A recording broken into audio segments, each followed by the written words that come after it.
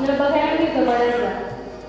माळ घातली, कथा ऐकली, ज्ञानेश्वरीचा परिणाम झाला, माळ घातली आणि लगेच दारात आलं का निघून आलं का घरातले विचारतात, बाबा काय बघता तुम्ही?